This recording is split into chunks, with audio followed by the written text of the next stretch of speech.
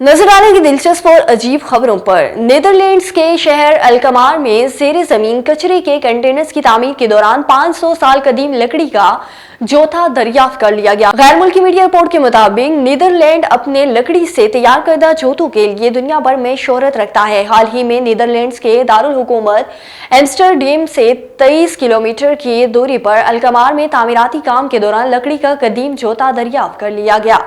और जो लोग बारिश को बहुत पसंद करते हैं उन्हें जरूर सेवल जाना चाहिए, जहां दर हकीकत एक कैफे है जिसमें मुसलसल बारिश होती है। बारिश का समा और गर्म काफी हाथ में किसे पसंद नहीं। शायद यही वजह है कि जनूबी कोरिया में रेनपोर्ट कैफे अपने मुनफरिद स्टाइल की वजह से आवाम और सोशल मीडिया पर काफी मकबूल हो चुका है, जहां पर 15 मिनट में तेज बारिश होती है। दारुल हुकूमत साइवल में रेनपोर्ट कैफे एक मुनफरिद कैफे है जहां हर 15 मिनट बाद बारिश होती है और ग्राहकों को छतरी, रबड़ के जूते और रेनकोट पेश किए जाते हैं। और एक वेस्टर्न फैमिली जिसने हाल ही में एक नया घर खरीदा है, इस वक्त दंग रह गई है जब उन्होंने देखा कि साबिक मालिक मकान कीमती चीजें घर में ही छोड़कर चला गया।